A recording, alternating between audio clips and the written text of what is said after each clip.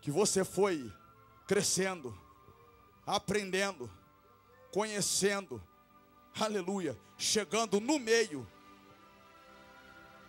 É aí que o vento começou a soprar ao contrário.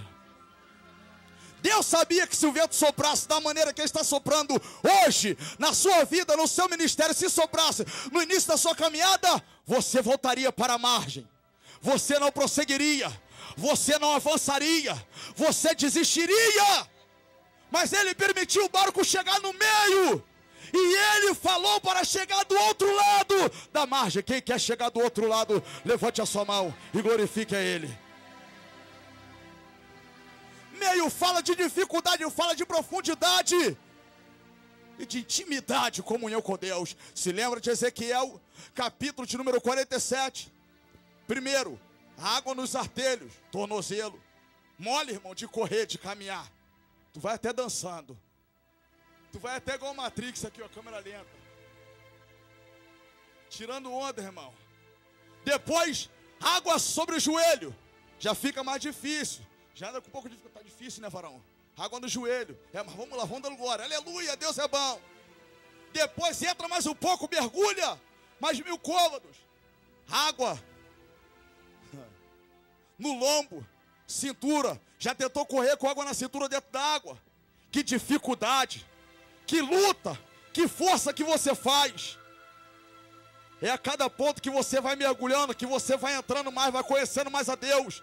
Ao invés das coisas ficarem mais fáceis, parece que ficam mais difíceis. Mas mais você se aproxima do dono das águas. Meio fala de dificuldade, profundidade, mas também creia de glória de Deus. Aleluia. Aleluia.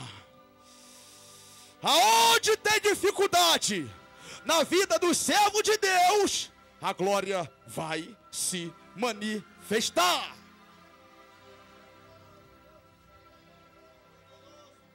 « 25 a 30 estádios. Nós ainda vamos arrastar o pé aqui hoje, irmão. Você vai ver, para a glória de Deus. 25 a 30 estádios. A Bíblia nos diz que já era a quarta vigília da madrugada. Sabe o que é isso, irmão? De 3 às 6 da manhã. E os homens estavam remando desde o cair da noite, do final da tarde. É muito esforço, irmão. Sabe quantos quilômetros? Aproximadamente 5,5 quilômetros de navegação. De remo, irmão. De força. Se esqueceu de Mateus 11:12? O reino do céu é tomado e eles estão remando. E eles estão se esforçando. E ninguém ali estava se esforçando para aparecer. Ninguém estava se esforçando para mostrar que era melhor do que o irmão que estava do lado. Eles estavam se esforçando porque eles tinham propósito, porque eles tinham objetivo, porque eles tinham sonho. Cutuca o seu irmão mais uma vez e diga assim para ele: quem tem sonho não para. Quem tem sonho não desiste. Quem tem sonho não larga o remo. Continua a remar para alcançar o outro lado que Deus tem para você.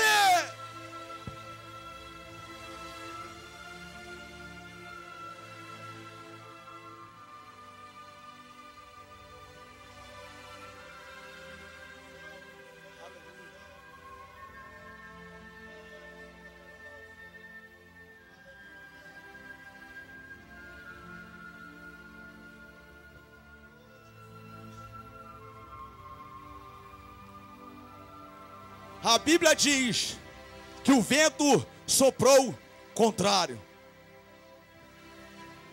Mateus é categórico em dizer que o vento era simplesmente contrário.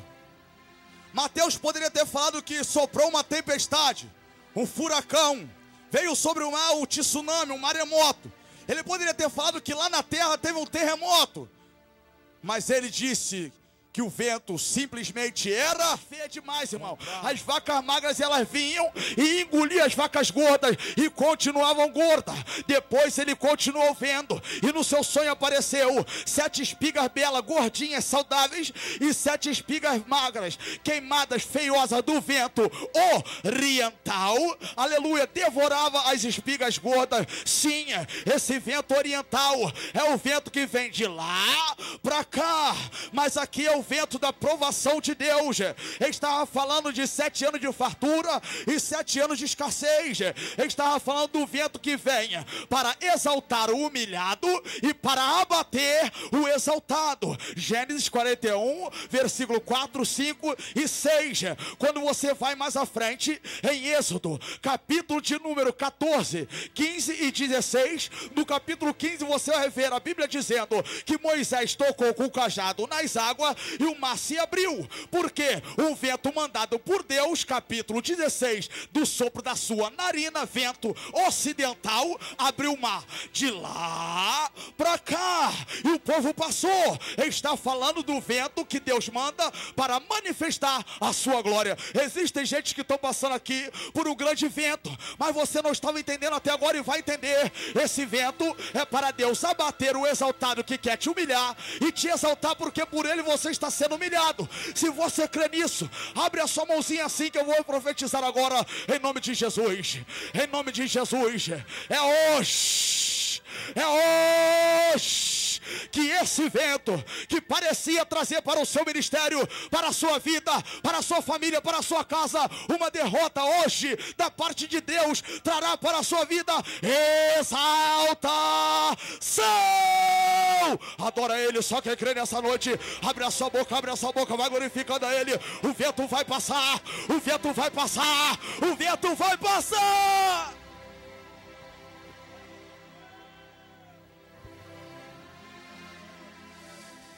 Calma, vai passar. Vai passar.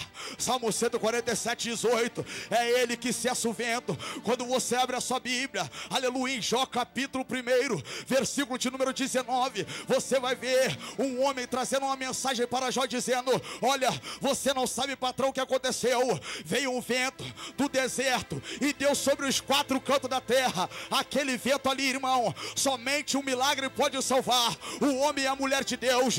É um vento muito forte. É aquele vento que parece que nós não vamos suportar, é aquele vento que parece que nós não vamos conseguir atravessar, mas mesmo assim, Deus dá vitória no meio do vento. Você vê, ele disse: o vento derrubou a casa e matou todos os seus filhos, mas só eu sobrei. O vento pode ser forte, mas quando Deus tem uma chamada na vida do homem de o levantar, de o exaltar, de o enviar para pregar a palavra, o vento pode ser o mais forte que for. Morre os 10 filhos de Jó, mas ele e ela fica de pé.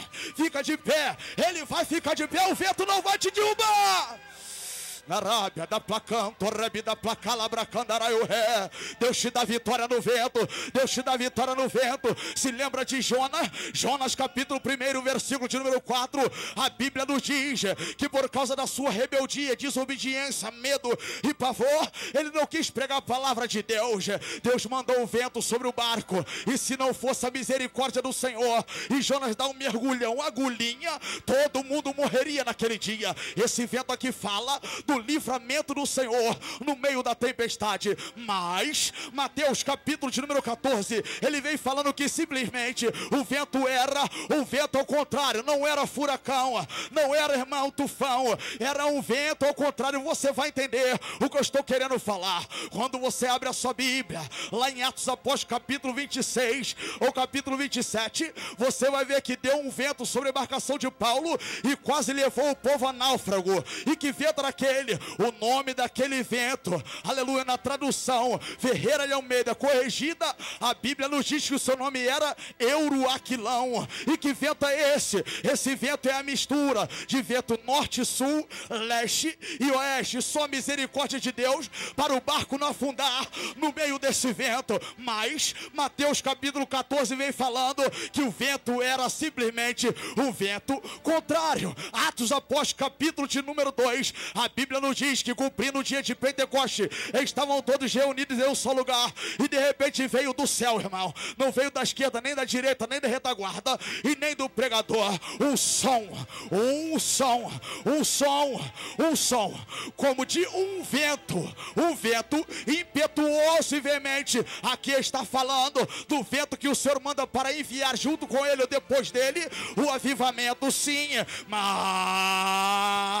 quem gosta de Bíblia, Mateus capítulo 14, ele vem dizendo que o vento era contrário. Mateus capítulo de número 8, a Bíblia nos diz que se levantou uma grande tempestade sobre o mar. O vento era muito forte, Jesus estava dentro do barco. A Bíblia nos diz que Jesus estava na popa do barco e o vento lançava as ondas sobre o barco chacoalhava, o povo estava com medo, o olho regalado, nós vamos perecer. Correram lá, sacudiram Jesus, mestre, não te importa que nós pereçamos? Sim, sacudiram Jesus, tranquilo, levanta. O que está acontecendo aí? O que foi? Ó Senhor, olha aí a tempestade, está sacudindo tudo, nós vamos perecer. Jesus, calma, fica tranquilo, vento aquieta-te, cala-te mar. A vitória foi do povo de Deus. Ali estava falando da tempestade no capítulo 8, mas no capítulo 14, Mateus vem falando que era simplesmente um vento contrário. E agora eu te pergunto para que você entenda,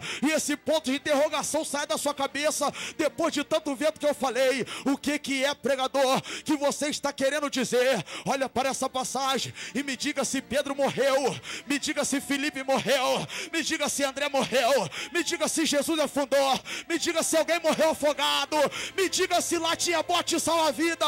Não,